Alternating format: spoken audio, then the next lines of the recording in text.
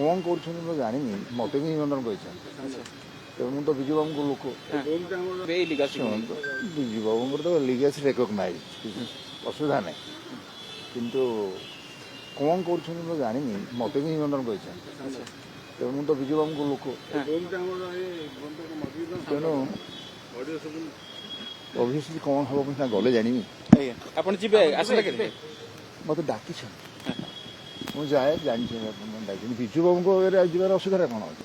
ନିଶ୍ଚୟ ଶ୍ରଦ୍ଧାଞ୍ଜଳି ଦେବାର କ'ଣ ଅପରାଧ, ସେଇଟା ସୌଭାଗ୍ୟ ମୋର।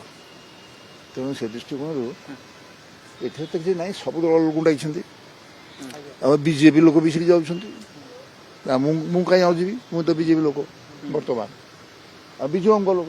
ଲିଗାସିକି ନେଇକି କ'ଣ କରିବି? ତ ଅଲରେଡ଼ି ବିଜୁ ପଟ୍ଟନାୟକ କଟକ ସହର ଦୁଇଟି ବରପତ୍ରକୁ ଜନ୍ମ ଦେଇଥିଲା, ନେତାଜୀ ସୁଭାଷ ଚନ୍ଦ୍ର ବୋଷଙ୍କୁ ଏବଂ ବିଜୁ ପଟ୍ଟନାୟକ। ଏଇଟା ମୋର କହିବାର ଉଦ୍ଦେଶ୍ୟ ହେଉଛି ଏଭଳି ବରପୁତ୍ରମାନେ